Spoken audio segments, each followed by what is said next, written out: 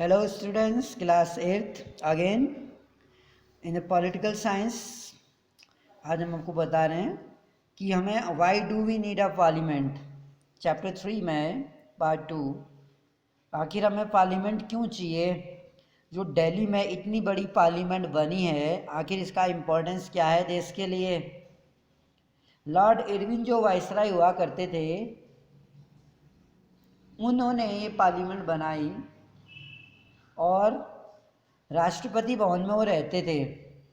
राष्ट्रपति भवन का नाम पहले जो हमारा प्रेसिडेंट हाउस है उसका नाम वाइसराय पैलेस हुआ करता था पहले, क्योंकि वाइसराय रहते थे पहले वहाँ पे। तो अब ये क्वेश्चंस कि यार हमें पार्लियामेंट क्यों इतना ज़रूरी है हमारे लिए? पार्लियामेंट्स क्या दुनिया के हर देशों में पार्लियामेंट होती है? Why should people decide? People क्या डिसाइड करते हैं? जैसा कि अगर हम इंडिया की बात करते हैं, वी नो, हम जानते हैं कि हमारा जो देश है वो 15 अगस्त 1947 को आज़ाद हुआ। ब्रिटिशर्स यहाँ पे शासन किया करते थे हम पे, हम लोग उनके गुलाम थे। ब्रिटिशर्स यहाँ पे हमारे नेचुरल रिसोर्सेस को ओवर यूटिलाइज करते थे। हम लोग अपने देश में खुद शासन नहीं कर सकते थे। तो preceding this was a long time, एक लंबा समय था और बहुत लंबा स्ट्रगल। बहुत सारे लीडर्स ने इसमें अपनी जान दी, जान की बाजी लगा दी।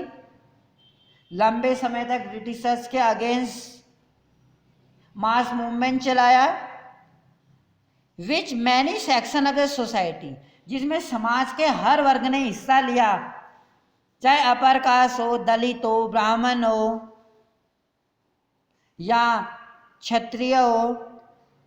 Each section of the society in our country participated in the mass movement before the independence. The many leaders started a movement against the Britishers because Britishers policy was not in the favor for Indian people.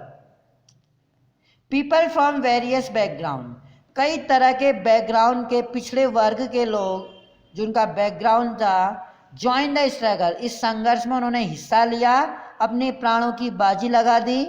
And they were inspired by the ideas, वो किससे प्रेरित थे? जितने राष्ट्रवादी जो nationalist leaders थे या people थे, उन्होंने एक मास एजिटेशन, एक मूवमेंट चलाया, एक डिमॉन्स्ट्रेशन, एक धरना दिया, स्ट्राइक्स किए। आइडिया और फ्रीडम, अगर हम आज़ादी के विचार को लें, एक आज़ादी का जो बीज हमारे दिमाग में उपजा, समानता का अधिकार अगर हम देखें, हमने देश में आज़ादी चाही, आज़ाद नहीं थे हम, हमें बहुत सारी आज़ादियाँ नहीं थी, समानता नहीं थी, दलितों को डोमिनेट किया जाता था अपर कास्ट के द्वारा।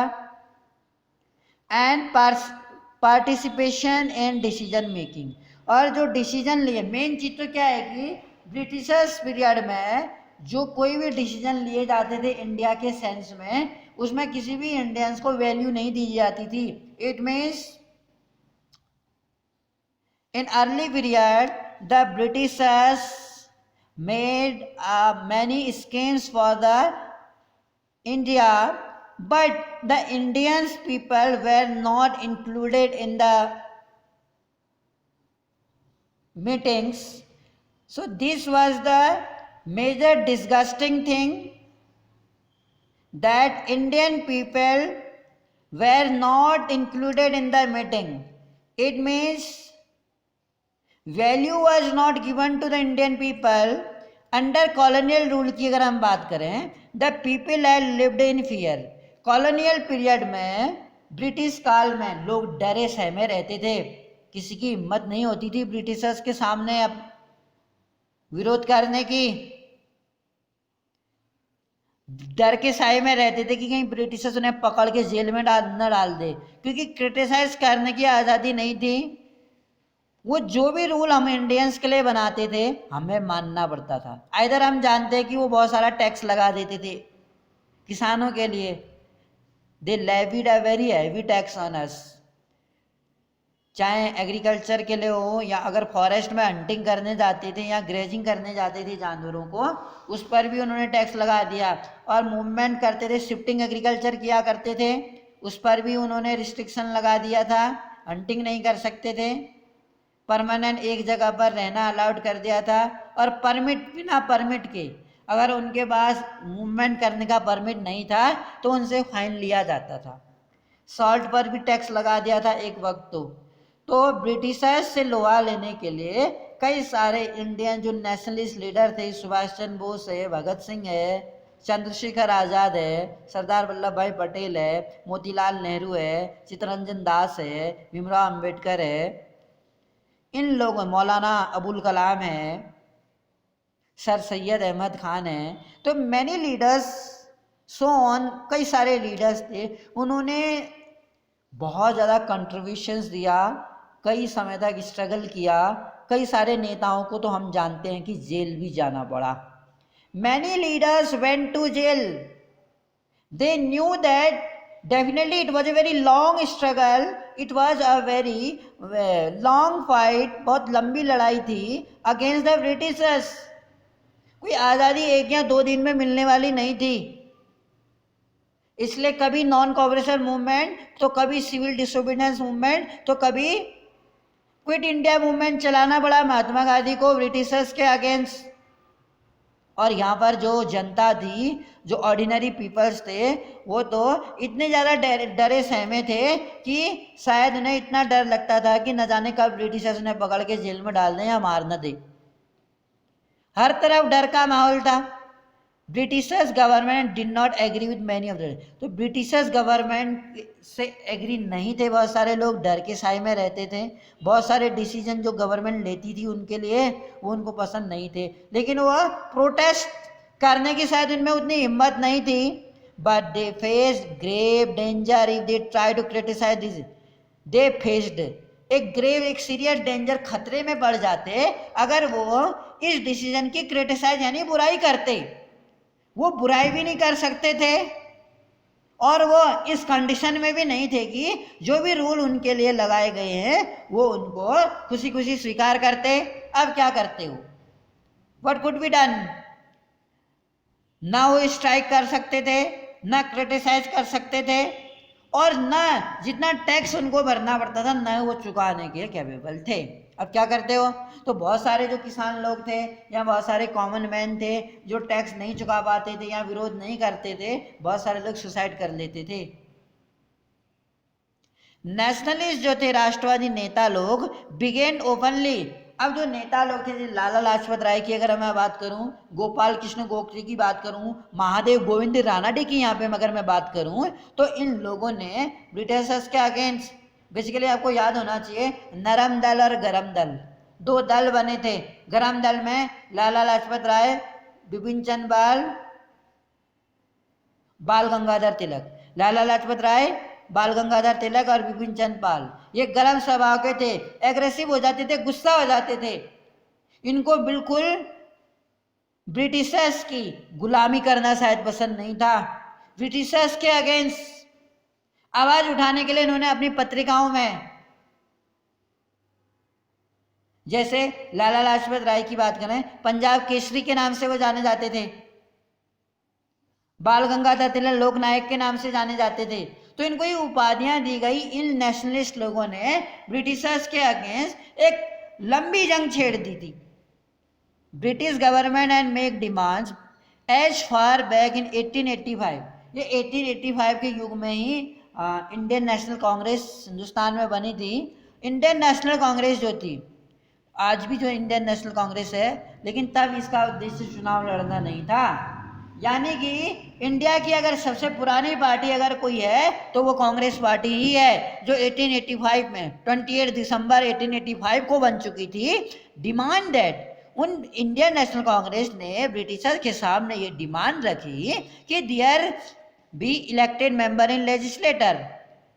जो लेजिस्लेटर है, जो विधानसभा है, विधानमंडल है, उसमें इलेक्टेड मेंबर जो होते हैं with a right to discuss the budget and ask question, there be elected member, उसमें इलेक्टेड मेंबर होने चाहिए और एक राइट मिलना चाहिए इस अधिकार के साथ कि वो डिस्कस कर सकें बजट। जो भी बजट बनाती थी ब्रिटिश गवर्नमेंट्स इंडियंस के लिए, उस बजट में वो क्वेश्चनिंग करें, क्योंकि earlier the people either nationalist had no right for questionings. The Government of India Act, एक इंडिया का, हमारी भारत सरकार का जो ब्रिटिश गवर्नमेंट थी, गवर्नमेंट ऑफ इंडिया मतलब ब्रिटिश गवर्नमेंट का, गवर्नमेंट ऑफ इंडिया एक्ट 1909 का बना। अलाउड, उन्होंने कुछ इलेक्टेड प्रतिनिधियों को चुनने का, यानी जिसमें इंडियन मेंबर भी शामिल थे, यानी इंडियंस लोग भी चुनाव लड़ाए, और चुनाव लड़ने के बाद अगर जो जीते हैं तो वो जो काउंसिल बनाए, उस काउंसिल में इंडियन मेंबर तो जाएगा ही, चुन के गया है तो वो, अगर वो चुनाव लड़ रहा है तो चुनाव लड़के अगर वो जीता है तो वहां पर उस काउंसिल में उसको भी वैल्यू दी जाए। अगर उसको कोई वैल्यू ही नहीं है, अगर उसे शामिल ही नहीं किया जाए मीटिंग में, उसे आइडियाज ही नहीं मांगे जा रहे, तो क्या फायदा उसके काउंसिल में चुने जाने का, जब वैल्यू ही नहीं है। If he is valueless then what's the importance, why the Indians are in the council if the no value is given to the every common people? While the early legislator under British governments were in response to growing demand for nationalists, while जबकि जो early legislator थे विधानमंडल under British government में, जो विधानमंडल था legislator, were in response for growing demand, वो nationalist की इस तरह की डिमांड पे एक रिस्पॉन्स कर रहा था, वेर इन रिस्पॉन्स कर रहे थे, दे डिड नॉट अलाउ। पर वहाँ पर अगर हम देखें उस कंडीशंस में, ब्रिटिश पीरियड में हम कॉमन इंडियंस को, एडल्ट को वोट का भी तो राइट नहीं था, यानी कि जो गरीब था, जो इलिटरेट था, या वुमेन्स थी, इस तरह के जो लोग थे, गरीब किसान लोग, या लैंडलेस पीपल, या अनएजुकेटेड पीपल, उन सभी को तो वोट देने का राइट ही नहीं था उस टाइम पर। They did not allow for all adult, सभी एडल्ट जो आफ्टर 21 एज, ये तब का ये और दौर था जब 21 की एज में शायद वोट देते थे। आज की डेट में आफ्टर कंप्लीटिंग 18 एज हम लोग वोट कास्टिंग करते हैं, लेकिन वो तब की बात है जब 21 की एज में, वो भी सभी एडल्ट नहीं। अब सभी एडल्टों को राइट नहीं था, इसका मतलब क्या समझे आप, कि राइट टू इक्वलिटी नहीं थी, राइट टू फ्रीडम तो वैसे ही नहीं था, क्योंकि वो क्रिटिसाइज नहीं कर सकते थे, अगेंस्ट मूवमेंट नहीं कर सकते थे, आंदोलन नहीं कर सकते थे, तो फ्रीडम भी तो नहीं थी और इक्वलिटी भी नहीं थी उन दौरान। सभी एडल्ट वोट नहीं कर पाते थे, पार्टिसिपेट डिसीजन, और जो भी डिसीजन लिया जाता था ब्रिटिशर्स के द्वारा हमारे लिए, हम पीपल्स के लिए, उसमें इंडियंस लोगों के विचारों को कोई वैल्यू नहीं दी जाती थी। As you read in chapter 1 में जैसा हमने पढ़ा है, the experience of colonial rule, अगर हम एक्सपीरियंस देखें कॉलोनियल रूल का, ब्रिटिशर्स जिस समय यहाँ पर हुआ करते थे, वेल एज ए पार्टिसिपेशन और कई सारे लोगों ने इंडिया में, अलग अलग ग्रुपों ने, अलग अलग कम्युनिटीज़ ने, यहाँ पर किसी एक धर्म की, किसी एक भाषा को बोलने वाले व्यक्ति की बात नहीं हो रही है, सभी धर्मों के लोगों ने, सभी समुदाय के लोगों ने इंडिया को फ्री करने के लिए स्ट्रगल किया, चाहे वो हिंदू हो या मुस्लिम हो। तो डिफरेंट पीपल ने जब स्ट्रगल किया फ्रीडम के लिए, लेफ्ट लिटिल डाउट, लेफ्ट यानी एक थोड़ा सा संदेह छोड़ दिया नेशनलिस्ट के दिमाग में, तो वो छोटा सा एक संदेह, एक शक छोड़ दिया। वो शक क्या था, नेशनलिस्ट किस बात से घबरा गए थे, किस बात से इतना चिंतित थे, वो कौन सी बात उनको सता रही थी, that all person in independent India would be able to participate in making decision.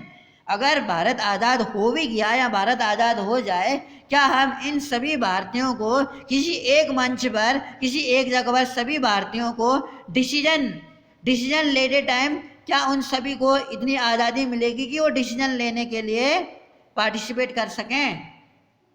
India में आज की डेट में, अगर हम डेमोक्रेटिक कंट्री में, अगर हम आज की डेट में अगर हम बात करें, क्या हम सभी लोग कि ऑल इंडियंस आर फ्री, कोई भी डिसीजन जो भारत में लिया जाता है, क्या सभी इंडियंस फ्री हैं उस डिसीजन मेकिंग में पार्टिसिपेट करने के लिए? Are all the Indians free?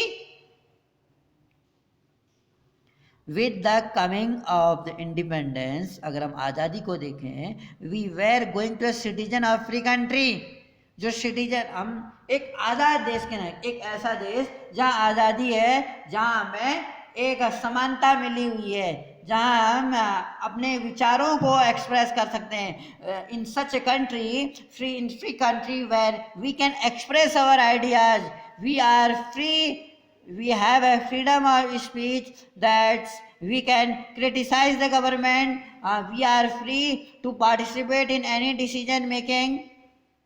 They did not mean government could do what it felt like.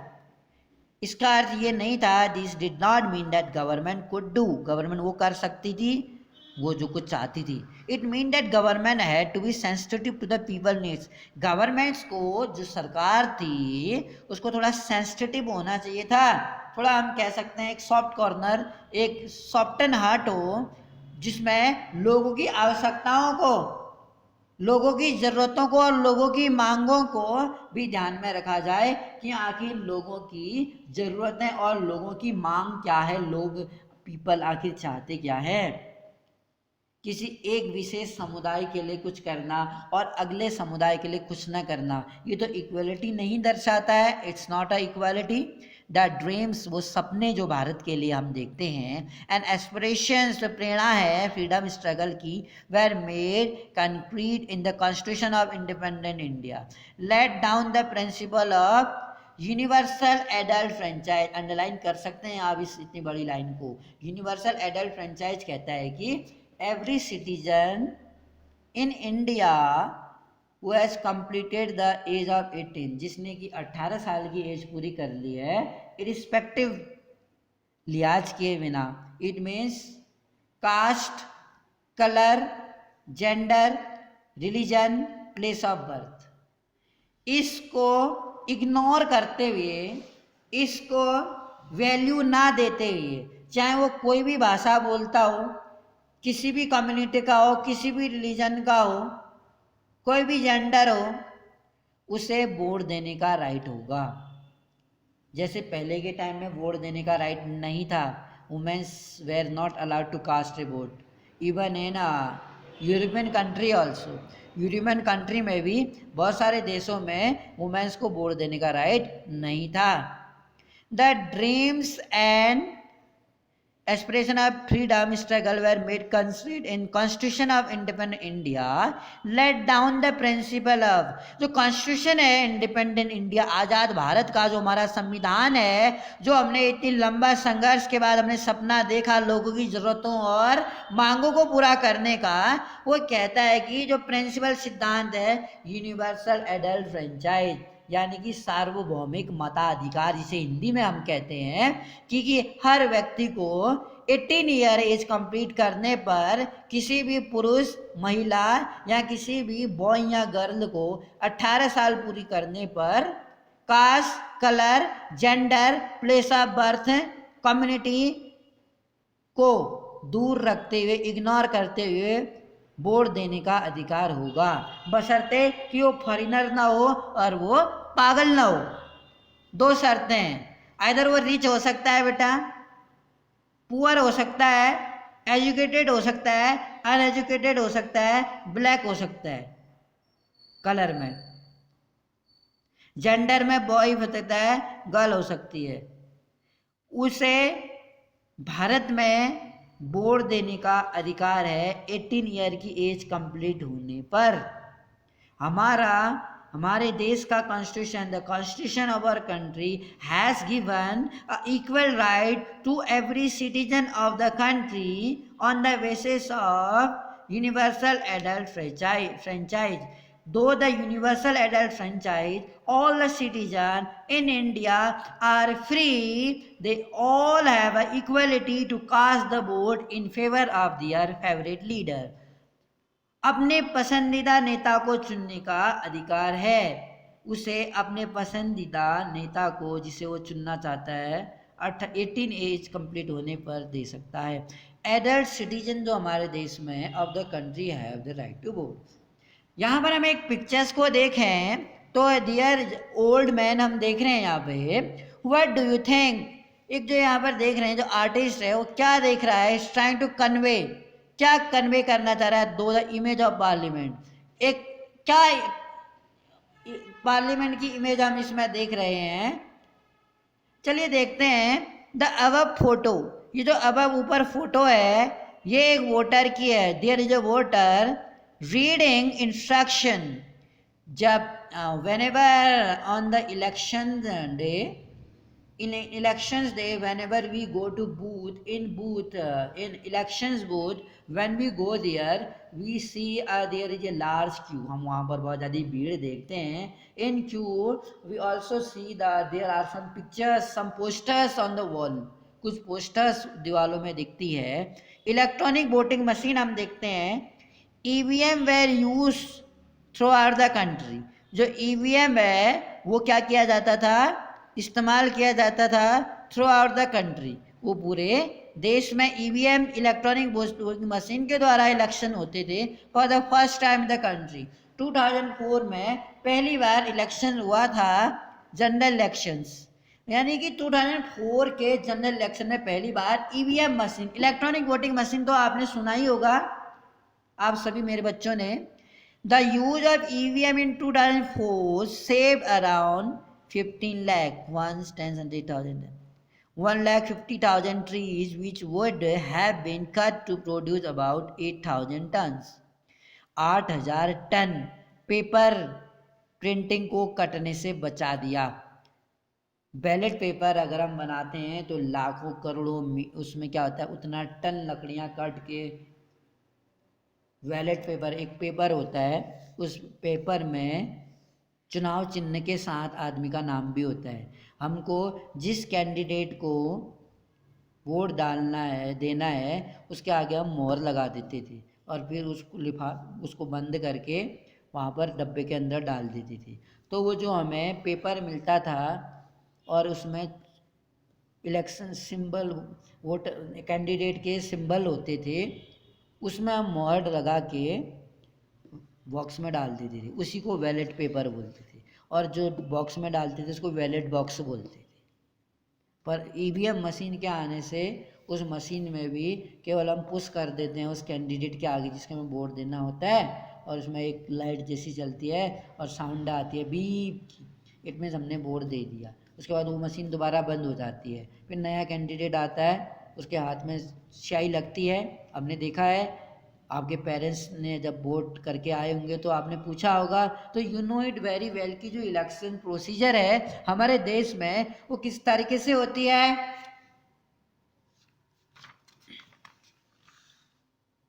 People and their representative की अगर हम बात करें, जो प्रतिनिधि हैं और जो हम लोग हैं, the take off points for a democracy is the idea of consent.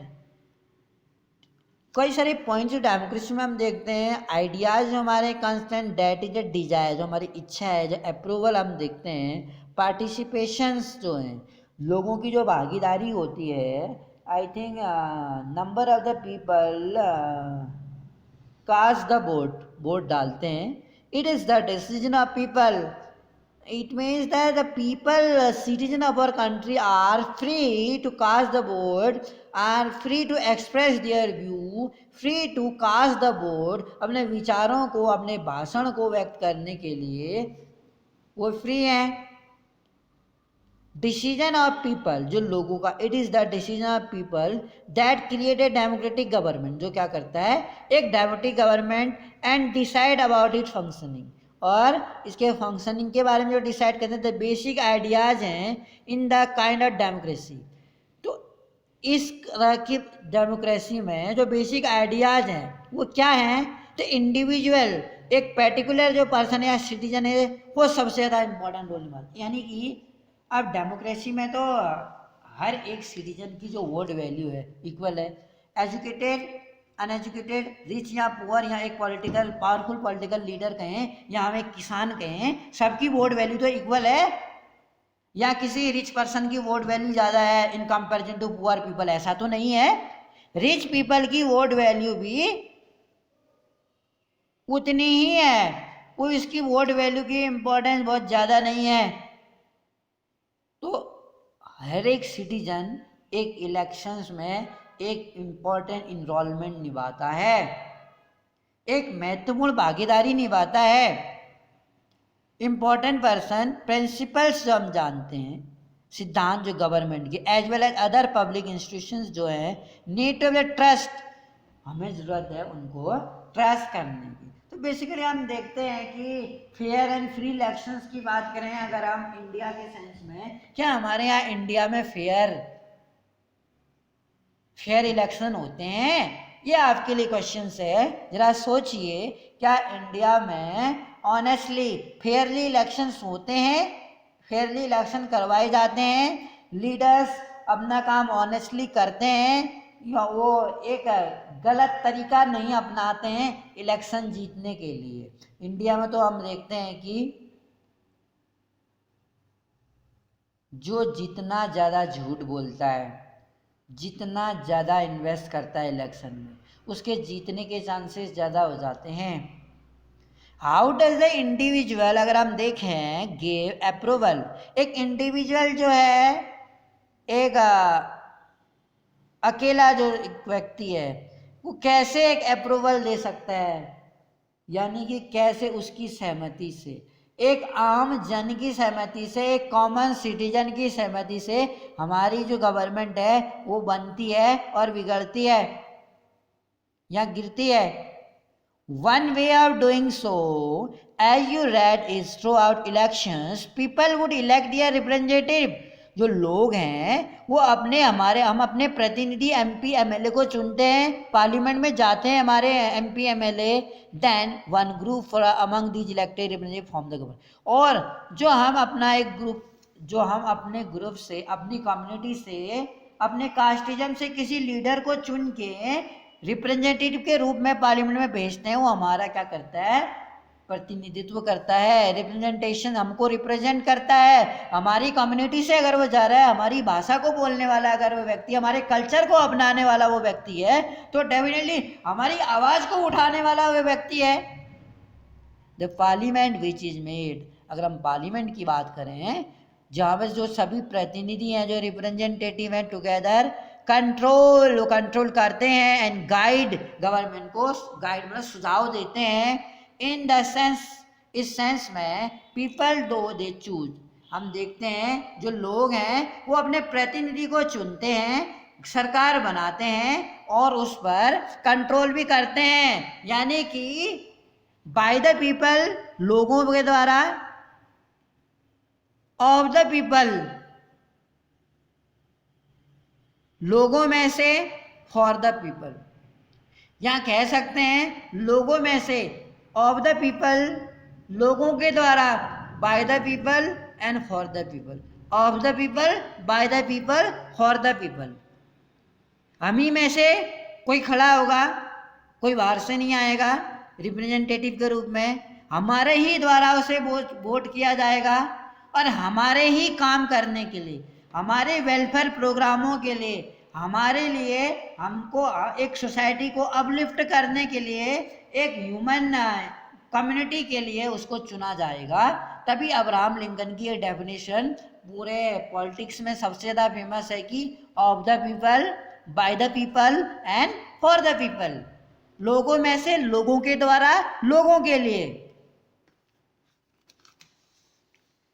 The above ideas of representation की अगर हम बात करते हैं,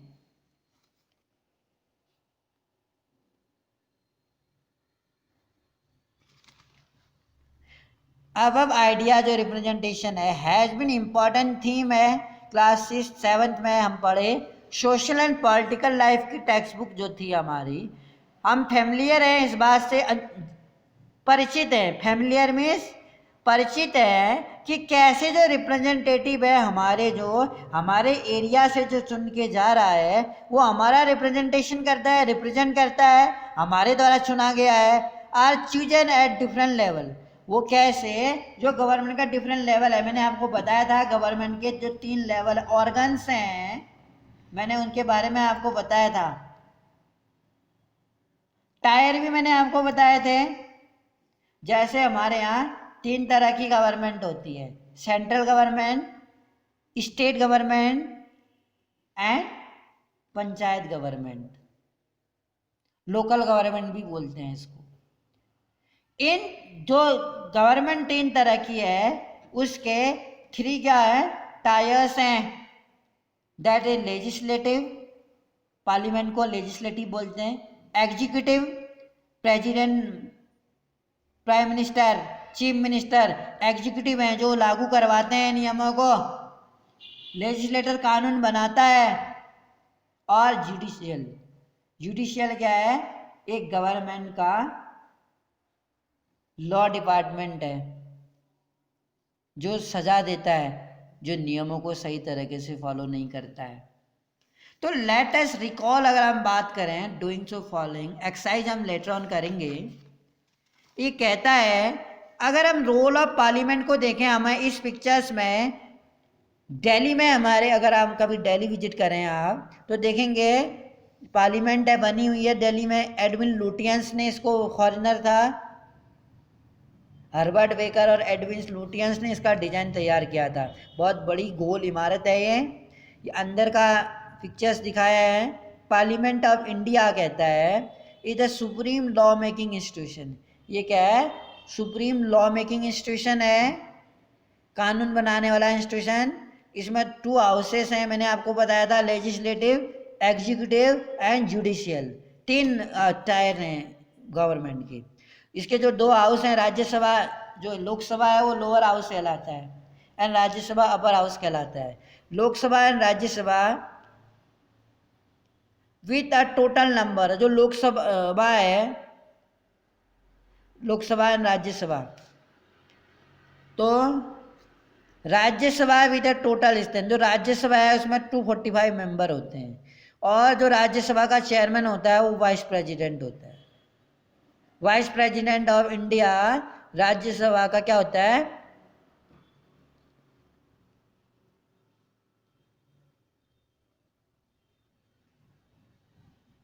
चेयरमैन होता है। लोकसभा जो लोअर हाउस है, हाउस ऑफ पीपल भी बोलते हैं जिसे, इसमें 545 होते हैं टोटल मेंबर और इसमें एक स्पीकर होता है। लोकसभा का स्पीकर होता है और राज्यसभा का चेयरमैन होता है। राज्यसभा का चेयरमैन कौन होता है, इंडिया का वाइस प्रेसिडेंट। अगर हम रोल ऑफ पार्लियामेंट की यहाँ पे बात करते हैं, क्रिएटेड आफ्टर 1947 में द इंडियन पार्लियामेंट जो है is an expression of the faith that people of India have in principle of democracy. जो पार्लियामेंट है इंडिया की इज एक्सप्रेशन है ऑफ फेथ, इस विश्वास का कि पीपल ऑफ इंडिया की जो प्रिंसिपल्स हैं उनके सिद्धांत डेमोक्रेसी के, these are participation by people, ये लोगों के द्वारा सहभागिता, जब पीपल इसमें इन्वॉल्व होते हैं। हमने कह दिया इंडिया डेमोक्रेटिक है, अगर पीपल ही उसमें इन्वॉल्व नहीं हो तो इंडिया को हम डेमोक्रेटिक कंट्री मानने के पीछे कोई वैल्यू नहीं रह जाएगी, no value. If the people are not participating in decision making either at the time of election, then no proper importance of the democracy in our country. They are participation by people in decision making process and government by consent. The parliament in our system has immense power. जो parliament है हमारे system में, उसकी जो power है वो immense, immense कहते हैं बहुत ज़्यादा, बहुत ज़्यादा शक्ति है हमारी पार्लियामेंट। अभी हम देख रहे हैं जम्मू कश्मीर में 370 को दूर किया, पार्लियामेंट ने किया। ट्रिपल डिवोर्स, 3 तलाक मुस्लिमों में, उसने अलग किया, दूर की, हटा दिया। और अभी हम देख रहे हैं नोटबंदी की थी, कैबिनेट ने की थी पार्लियामेंट में। तो आप देख सकते हैं कि, और अभी हमारी नई एजुकेशन पॉलिसी आ गई है। तो ये सब जो चेंजेस आ रहे हैं वो पार्लियामेंट के अंदर जो कानून बन रहा है। तो पार्लियामेंट इतनी बड़ी है कि वो देश में कुछ भी लॉ लागू कर सकती है और सिटीजन्स को मानना पड़ेगा। तो पार्लियामेंट की पावर आप समझ सकते हैं कि पार्लियामेंट में कितनी बड़ी पावर है। जो वहाँ जो रिप्रेजेंटेटिव चुन के जाते हैं, जो एमपीज हैं हमारे पार्लियामेंट में, मेंबर ऑफ पार्लियामेंट है, जो सांसद हैं, उन कितने पावरफुल हैं, वो जो कानून बनाते हैं, are held in similar manner as they as for the state legislator.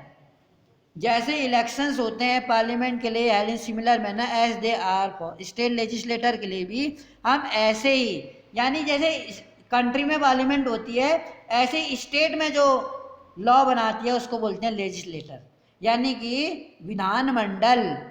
जो सेंट्रल में पार्लियामेंट संसद है और जो स्टेट में है वो है लेजिस्लेटर। कंट्री में पार्लियामेंट, स्टेटों में, सभी स्टेटों में है बेटा। इंडिया में जितने स्टेट हैं 28 के 28 स्टेटों में लेजिस्लेटर है।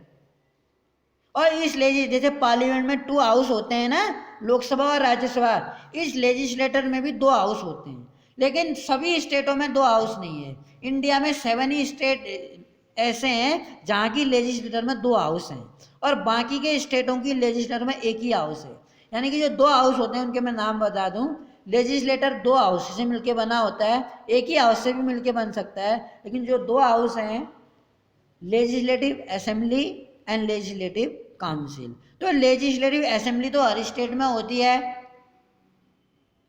उससे मिलके भी लेजिस्लेटर बन जाती है, लेकिन लेजिस्लेटिव काउंसिल, लेजिस्लेटिव असेंबली तो हर स्टेट में ही है जिससे लेजिस्लेटर बना हुआ है, लेकिन legislative assembly as well as legislative council, इन दोनों से मिलके पार्लियामेंट जो बनी है, वो लेजिस्लेटर जहाँ बनी है, सॉरी, वो स्टेट 7 स्टेट है, 7 स्टेट है जहाँ पर 2 हाउस हैं लेजिस्लेटर के। वरना हमारे उत्तराखंड में जो लेजिस्लेटर है देहरादून में, उसमें तो 1 ही हाउस है, उसका नाम क्या है?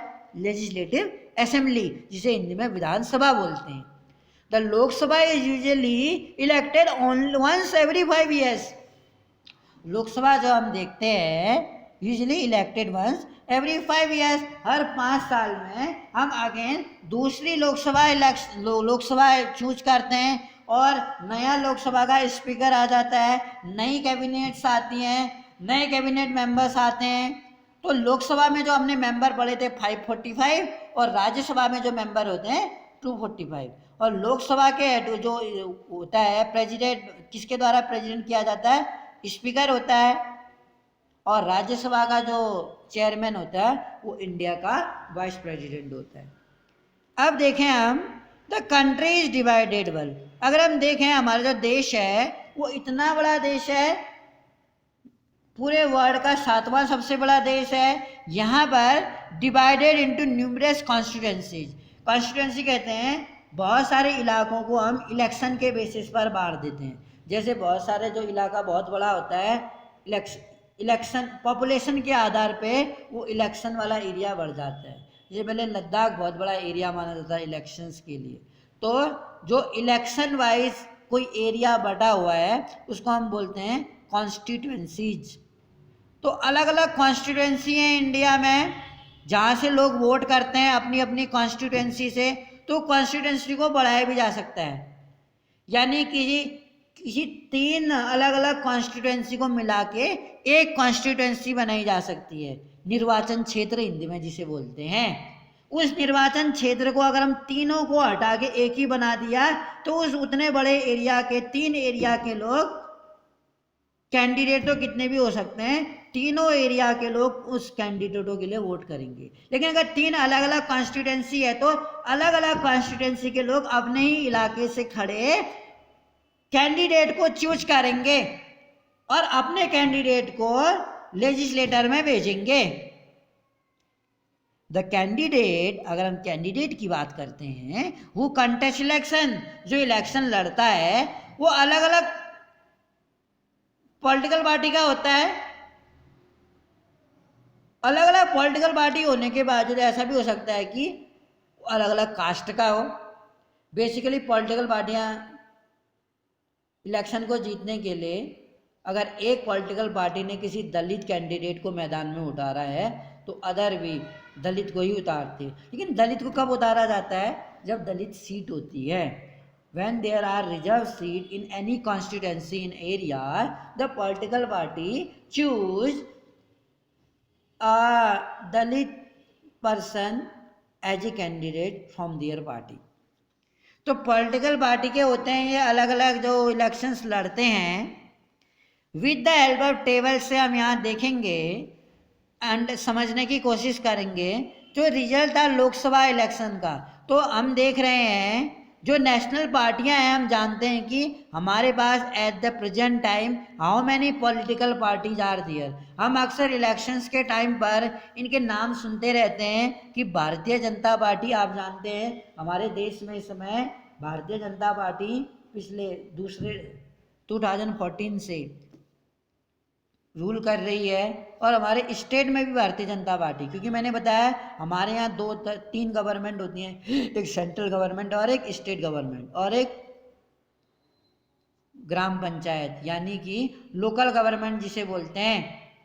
वहाँ भी आज की डेट में पॉलिटिकल पार्टी का बहुत ज़्यादा इफेक्ट देखा गया है, यानी कि जो कैंडिडेट एक लोकल गवर्नमेंट का चुनाव, लोकल लेवल गवर्नमेंट यानी ग्राम लेवल का भी चुनाव लड़ते हैं, तो इसमें भी पॉलिटिकल पार्टी को एक पहचान बना के चुनाव लड़े जाती है, यानी पॉलिटिकल पार्टी के कैंडिडेट के रूप में वो चुनाव लड़ते हैं।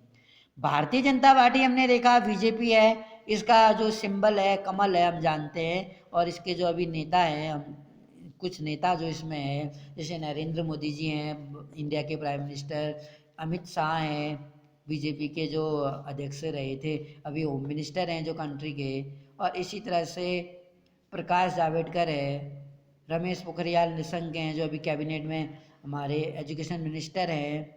ऐसे communist party of India CPI है, ये भी डलोटा और स्टार डलोटा जिसे मिट्टी के ढेले टूटे जाते हैं वो चुनाव चिन्ह इसका है, और अनाज की बालियाँ कम्युनिस्ट पार्टी ऑफ इंडिया का, ये 1925 में बन गई थी, ये 1980 में बनी थी।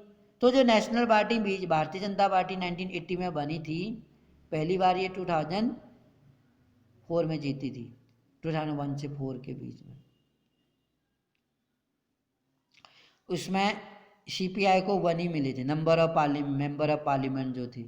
तो भारतीय जनता पार्टी 16वीं इलेक्शन में 2014 में कितनी सीटें लाई थी? 282 मेंबर थे सबसे ज़्यादा। तो इसी जो सबसे ज़्यादा हम जानते हैं इलेक्शन में जो पार्टी सबसे ज़्यादा वोट लेके आती है वो क्या करती है? गवर्नमेंट बनाती है, सरकार बनाती है, रूल करती है हम पर 5 ईयर। जो सबसे ज़्यादा पार्टी वोट लेके आती है, अगर वो फुल टोटल वोट नहीं ला पाती है, मैक्सिमम वोट, तो अदर पार्टी की मदद से फिर उसे कोलिजन गवर्नमेंट, गठबंधन वाली सरकार बनानी पड़ती है। कम्युनिस्ट पार्टी ऑफ इंडिया 1 लाई थी। 2014 का जो लोकसभा इलेक्शन हुआ था बेटा, उसका डाटा है ये। सीपीआई कितने लाए? CPM communist party of India, CPI जो है कितने लाए? मार्क्सवादी जिसे बोलते हैं, इसी पार्टी से अलग होकर ये पार्टी बनी थी। 9 वोट लाई थी, यानी 9 MP थे इसके, यानी 9 MP थे इसका कहने का अर्थ है। इंडियन नेशनल कांग्रेस 44 ही वोट लाई थी, यानी कि अपोजिशन में भी नहीं बैठी थी। नेशनल कांग्रेस अपोजिशन में भी बैठने के लिए एक मिनिमम वोट हमारे पास होना चाहिए। National Congress party NCP, Sharad Pawar की जो पार्टी है, 6 MP इसके चुने गए थे केवल। अब स्टेट के अगर हम रीजनल पार्टियां देखें जो स्टेट लेवल में चुनाव लड़ती हैं, हर स्टेट में अपने अपने लेवल की स्टेट पार्टियां होती हैं। हर स्टेट में स्टेट पार्टियां, जिसको हम रीजनल पार्टियां भी बोल सकते हैं। जैसे हमने यूपी में देखा समाजवादी पार्टी है,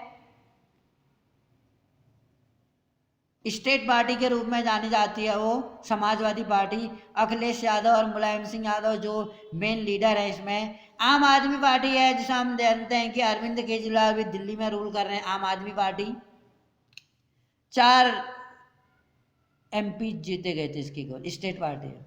जैसे इसमें ऑल इंडिया अन्ना द्रविड़ मुनेत्र कचकम, तमिलनाडु की है ये। ऑल इंडिया अन्ना द्रविड़ मुनेत्र कचकम तमिल नाम है तभी इसका। ऑल इंडिया तृणमूल कांग्रेस भी है इसमें, 34 लाई थी। All India United democratic front है, बीजू जनता दल उड़ीसा की पार्टी है। इंडियन नेशनल लोक दल है, इंडियन यूनियन मुस्लिम लीग भी है, केरला की है ये regional party. Jammu and Kashmir नाम से ही पता है, जम्मू कश्मीर जब नाम दिया है तो जम्मू कश्मीर की ये पार्टी है बेटा, 3 लाई थी। जनता दल है, सेकुलर समाजवादी जिसे बोलते। जनता दल अभी है यूनाइटेड, 2 तरह के जनता दल है, एक सेकुलर और एक यूनाइटेड। सेकुलर जो समाजवादी होता है जिसमें सभी धर्मों के लोग इक्वली एंट्री पा सकते हैं। बहुजन समाज पार्टी में हम बेसिकली देखते हैं जो मायावती की पार्टी है, इसमें बहुजन समाज पार्टी BSP का नहीं दिया, जिसमें मायावती आपने देखा होगा। मायावती जो लीडर है यूपी में चीफ मिनिस्टर रही थी, लोक जनशक्ति पार्टी भी हमें दिख रही है इसमें, राष्ट्रीय जनता दल, समाजवादी पार्टी है यूपी की है, शिरोमणि अकाली दल पंजाब की है, शिवसेना महाराष्ट्र की है, तेलंगाना राष्ट्र समिति आंध्र प्रदेश की है, तेलुगु देशम पार्टी है आंध्र प्रदेश की, रजिस्टर्ड अनऑर्गेनाइज जो है इसमें ग्रैंड टोटल 543। मैंने बताया था लोकसभा में मिनिमम 545 मेंबर आते हैं और राज्यसभा में 245 हैं।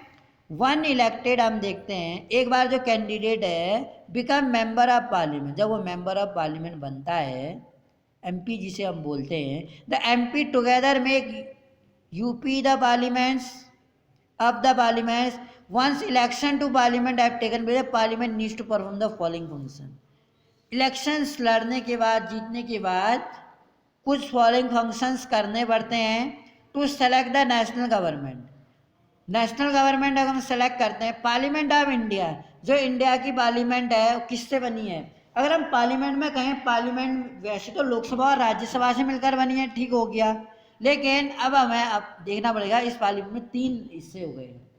प्रेसिडेंट भी इसका एक हिस्सा माना जाता है, लोकसभा, राज्यसभा और प्रेसिडेंट। और ये हाल स्टेट में भी हुआ है लेजिस्लेटर का, लेजिस्लेटर में भी किसी जगह 2 हिस्से, किसी का 3 हिस्से। जिस जगह असेंबली है, काउंसिल भी है, वहाँ पर लेजिस्लेटिव असेंबली, लेजिस्लेटिव काउंसिल और तीसरा गवर्नर। इन तीनों को मिला के क्या बनता है? स्टेट में लेजिस्लेटर बनता है।